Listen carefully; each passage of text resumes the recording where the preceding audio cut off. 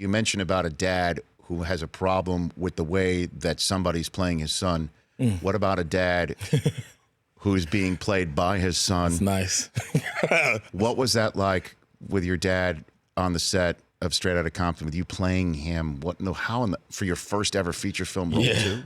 Talk about a deep end of the pool. Yeah, it was pretty. It was definitely some of the scariest times I've had because I was a film student, went to USC for screenwriting, and so I was a writer at heart.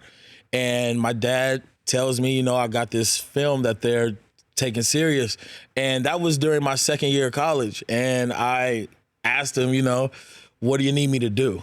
When your dad calls on you, you got to step up to the plate. Sure. And he told me, you're gonna go through the auditioning process and things like that, and I want that because it'll give me time to build my chops. And I had a 2-year auditioning process for Straight Outta Compton before I even got it. So by the time they gave me the green light, you're so amped up because you've been doing this for 2 years already that nobody could tell me anything. I'm ready to rock and roll. So which mannerisms of his do you think you nailed the best? The frown.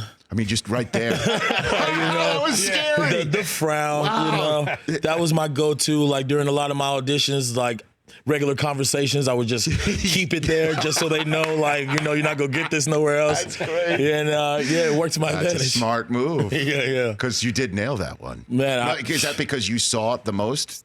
I've heard those stories before they were on film.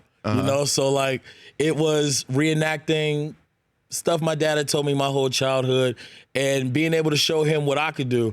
And I feel like I made him super funny in that movie as well. Nice. Very good. No, but what I meant is that you've seen the frown the most being his son, being on the business end of the frown a lot. Yeah, well, the frown isn't always a mean frown, He's got the thinking frown. He's got the it's too bright frown, He's getting like all those things. Well, I'll need to know that the next time he comes on here for me to interview him because I can't tell the difference.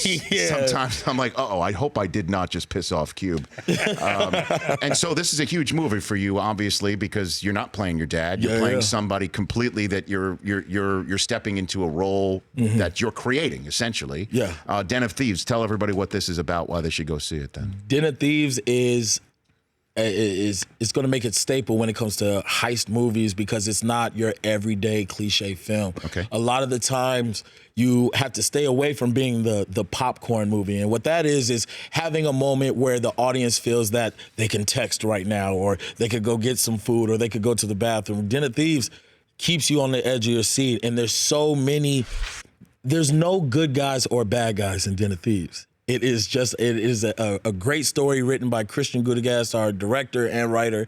He's had the script for over 10 years. So if you had enough time to, go back and put something, it's a pretty bad movie. Heat on steroids is the way I'm having here.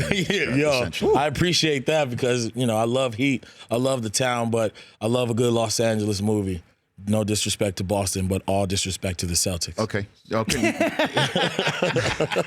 The Rich Eisen Show, weekdays at noon Eastern on Audience.